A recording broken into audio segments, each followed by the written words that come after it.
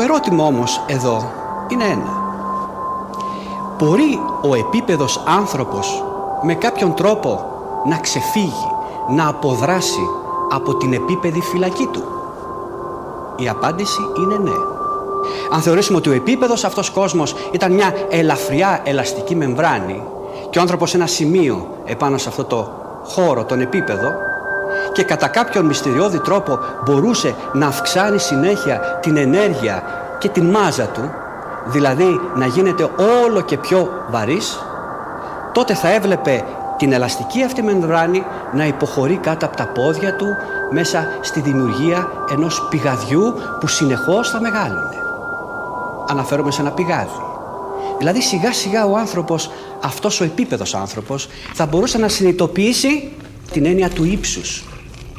Συνεχώς θα ύφξανε το βάρος του. Το πηγάδι θα μεγάλωνε. Ο άνθρωπος θα είχε και μια νέα αντίληψη του ύψους, μέχρι που το βάρος του θα γινόταν άπειρο. Θα έσπαγε η μεμβράνη και ο άνθρωπος θα βρισκόταν μέσα στο χώρο των τριών διαστάσεων. Θα είχε αποδράσει από τον επίπεδο κόσμο και θα μπορούσε να αντιληφθεί όλο το μεγαλείο των τριών διαστάσεων.